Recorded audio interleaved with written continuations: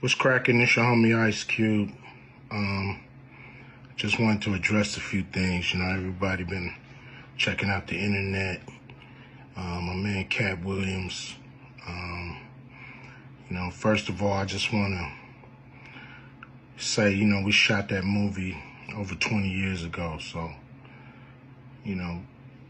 people have different perspectives, and it's been a long time. I also want to say, every comedian that I've worked with, every comedian that I've put in a movie, I only put them in the movie because I thought they was funny. I thought they was perfect for the part. I tried to put them in a position to win. That's what it's all about, I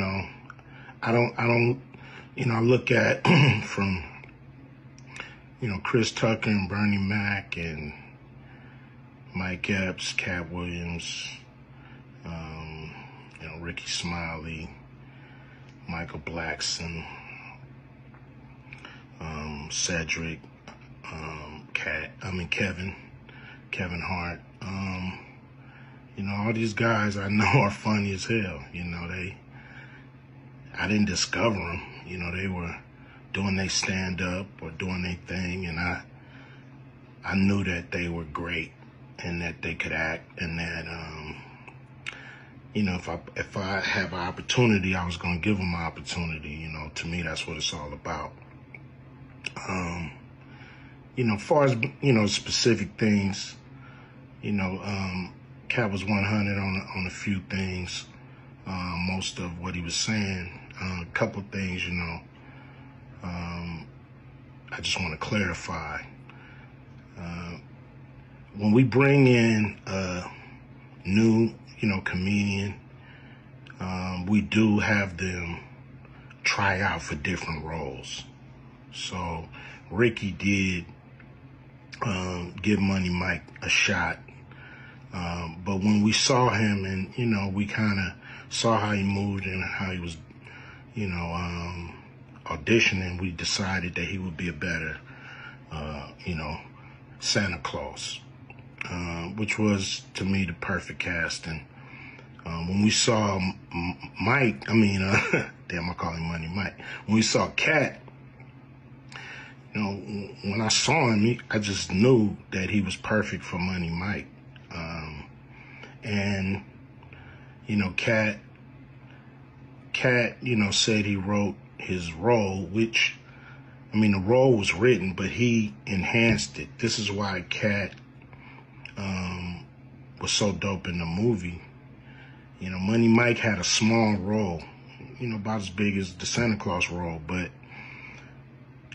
when we start filming, he was giving us such magic that we kept expanding his role and giving him more to do because he was on point.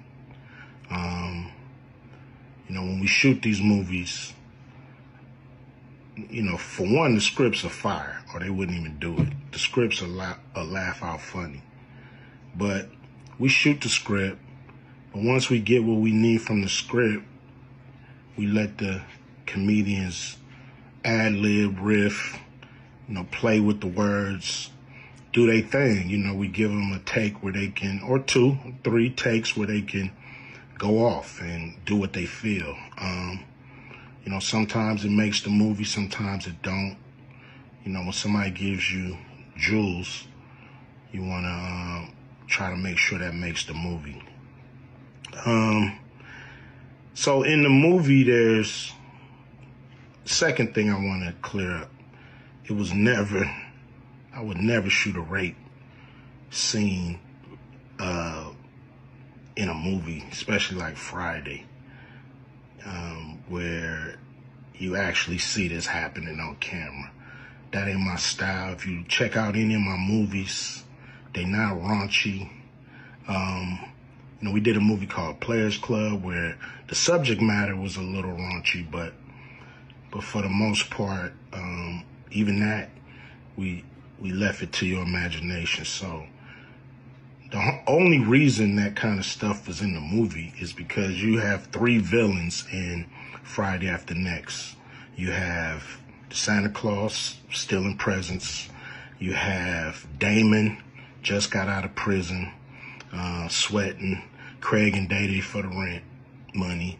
And then you have Money Mike, a pimp that treats his woman, like a property. So Craig is always fighting the villains in the movie, from the Joker brothers to Debo. And so we already had Craig fighting Santa Claus. And the only real way to get rid of the other two villains was to have them go against each other. And the plier joke was always in the script, was never, we would never ever show that, that's not my style if you look at any of my movies. So, that was never a discussion, we, at that point in everybody's career,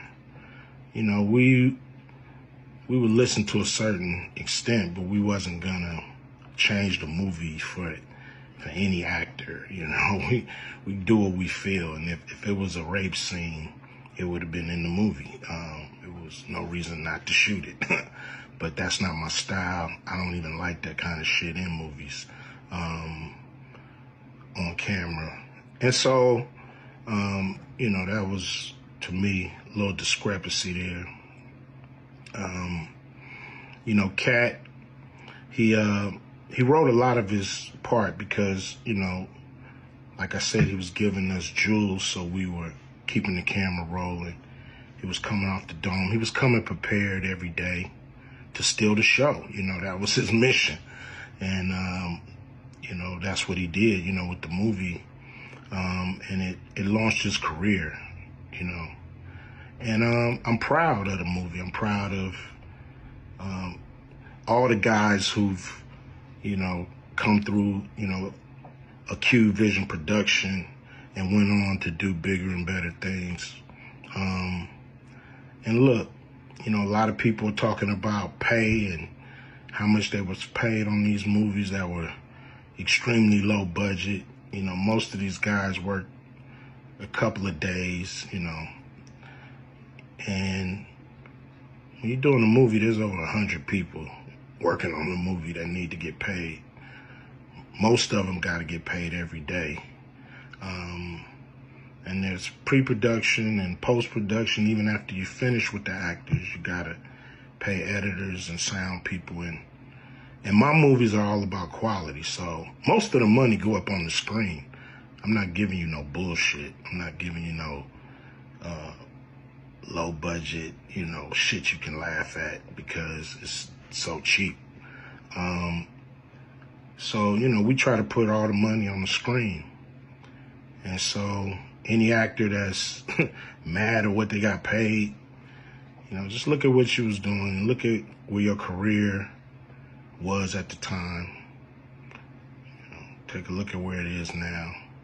And Friday has something to do with that, I believe. And I put a lot of people in movies, but they ain't never put me in a movie. So you could take that for what it's worth. You know what I'm saying? I've given a lot of these guys opportunities.